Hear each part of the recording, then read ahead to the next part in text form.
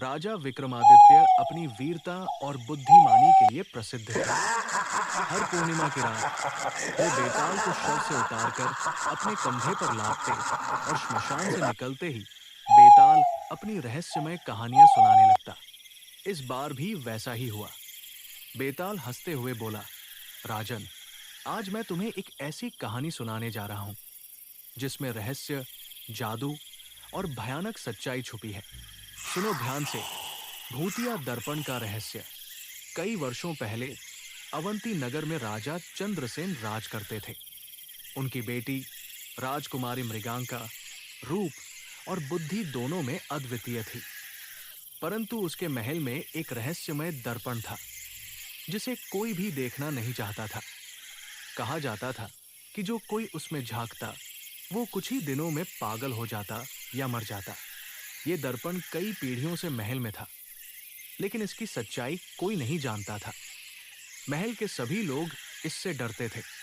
एक दिन उत्सुकतावश राजकुमारी ने इस दर्पण में झांकने की ठान ली। जैसे ही उसने उसमें देखा, उसके चेहरे का रंग उड़ गया। वो कांप उठी और बेहोश होकर गिर पड़ी। अगली सुबह से राजकुमारी अजीब हरकतें करने लगी। वो कभी जोर जोर से हंसती, कभी बुदबुदाती और कभी अकेले में किसी से बातें करती।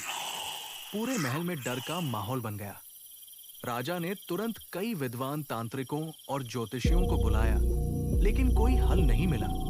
तभी एक सिद्ध तांत्रिक ने कहा, यह दर्पण श्रापित है। जब तक इसका रहस्य हल नहीं होगा, राजकुमारी की जान खतरे में रहेगी। दर्पण के पीछे का रहस्य। राजा ने घोषणा की कि जो भी इस रहस्य को सुलझाएगा उसे इनाम में आधा राज्य मिलेगा। कई योद्धा, तांत्रिक और बुद्धिमान लोग आए, परंतु कोई सफल नहीं हुआ। तभी एक रहस्यमय साधु महल में आया और बोला, मुझे इस दर्पण को देखने दो। साधु ने जैसे ही उसमें झांका, उसने मुस्कुराते हुए कहा, राजन, ये कोई साधारण दर्पण नहीं, बल्कि एक खतरनाक आत्मा का वासस्थान है। ये आत्मा हर पूर्णिमा की रात बाहर आकर अपने अगले शिकार को चुनती है।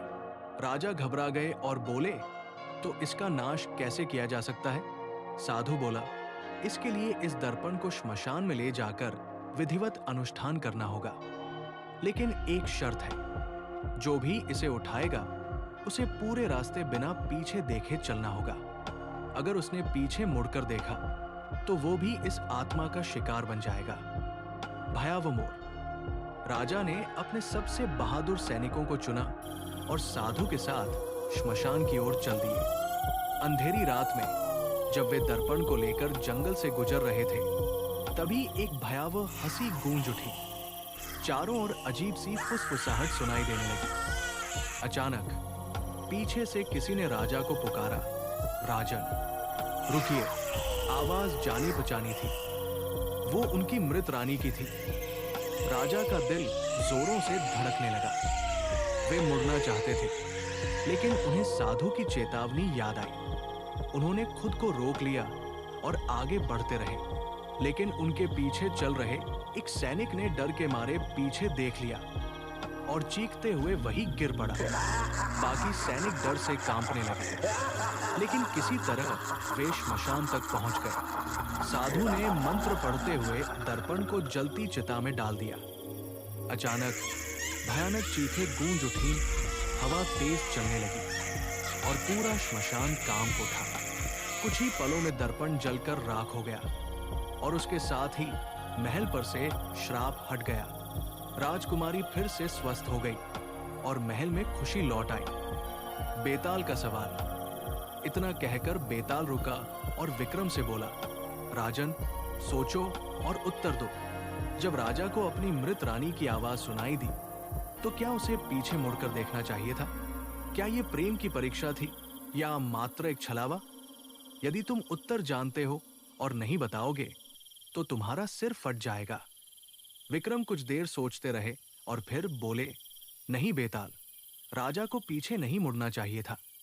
आत्माएं अक्सर मृत लोगों का रूप धारण कर भ्रमित करने की कोशिश करती है। प्रेम सच्चा हो तो वो कभी अपने प्रिय को मृत्यु के मुंह में धकेलने का प्रयास नहीं करेगा। ये केवल आत्मा की चाल थी। बेताल जोर से हंसा और बोला, सही उत्तर राजन, लेकिन तुमने मुंह खोला। अब मैं फिर से उड़कर पेड़ पर चला जाऊंगा। और ये कहते ही बेताल फिर से पेड़ पर जा लटका। विक्रम को उसे पकड़ने के लिए फिर से प्रयास करना पड़ा। समाप्त। ये कहानी रहस्य, रोमांच और सस्पेंस से भरपूर थी, जो अंत तक रोमांच बनाए रखती है।